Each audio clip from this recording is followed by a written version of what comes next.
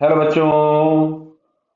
यहाँ लिखा है particle is projected vertically upward from the ground. It takes 1 second up to point A, 3 seconds up to point 3 seconds from point A to B बराबर है, and 4 seconds from B to the highest point. Clear बात समझ में आ रहा है? अब देखो, इसमें लैंग्वेज थोड़ी सी कंफ्यूजिंग है।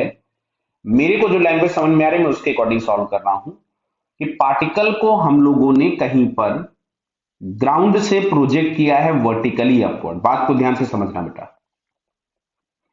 ये वाला पॉइंट कोई ए है, यहां तक पहुंचने में इसने समय लगाया 1 सेकेंड।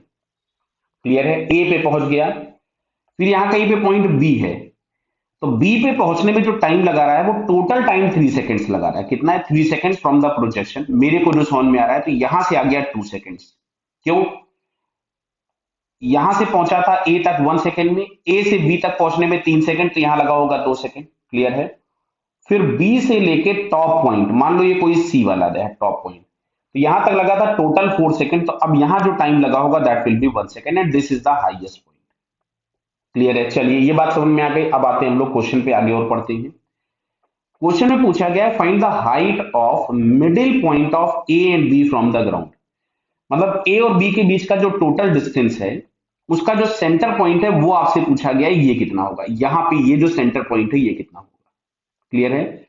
हाइट पूछी गई है सेंटर की, आधे टाइम के बाद डिस्प्लेसमेंट क्या है ये नहीं पूछा गया है। बात समझ में आ रही है? तो चलिए, अब एक काम करते हैं, सबसे पहले हम लोग निकाल लेते हैं इसकी प्रोजेक्शन स्पीड। तो सी वाले पॉइंट तक पहुंचने में इसकी वेलोसिटी हो गई 0, तो इनिशियल वेलोसिटी कुछ भी यू थी, फाइनल वेलोसिटी हो गई 0, एक्सेलरेशन के नाम पे हम -10 लिख देते हैं, और टोटल टाइम जो लगा है bottom to top that is 4 seconds. Clear है? तो यहां से अगर मैं लिखता v is equal to u plus 80, तो ये 0 आ गया था, u -10 इंटू 4।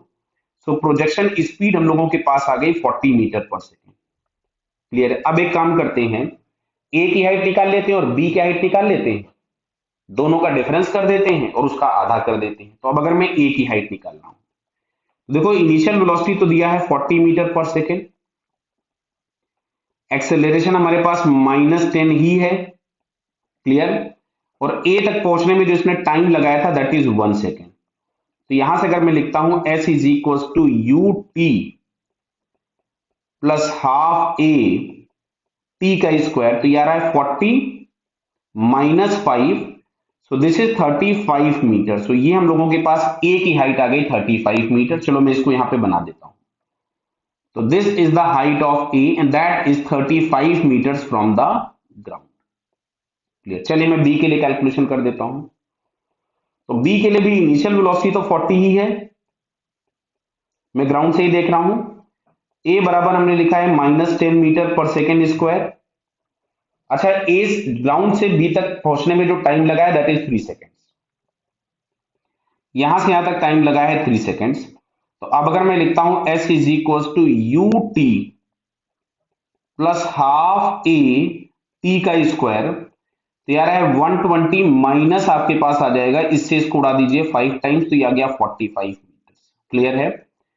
तो 45, ये 45 है, कंफ्यूज मत हो जाना। 45 तो 120 -45 अगर आप कर रहे हैं तो ये आपको मिल रहा है 75 मीटर।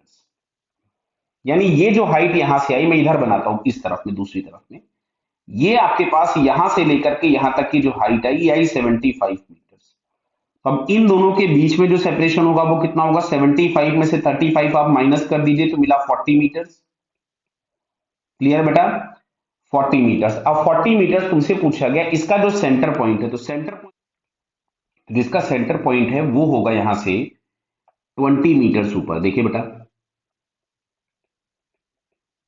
तो जो हाइट आपके पास इसकी ग्राउंड से हो जाएगी h that is 35 plus 20 metres. Clear? तो ये हम लोगों के पास आ जाएगा यहां से 55 मीटर। बात को ध्यान से समझना, आपसे पूछा गया था middle point of A and B from the ground. आपसे ये नहीं पूछा गया है कि ए और बी के बीच में जो समय लगा उसके आधे समय पर वो कहां होगा। अगर वो पूछा गया होता तो एक अलग आंसर आपके पास आता। आपसे क्वेश्चन में पूछा गया है कि what is the height of the middle point of A and B. Clear है? तो क्वेश्चन को ध्यान से पढ़ेंगे तब आंसर करेंगे। क्लियर बेटा?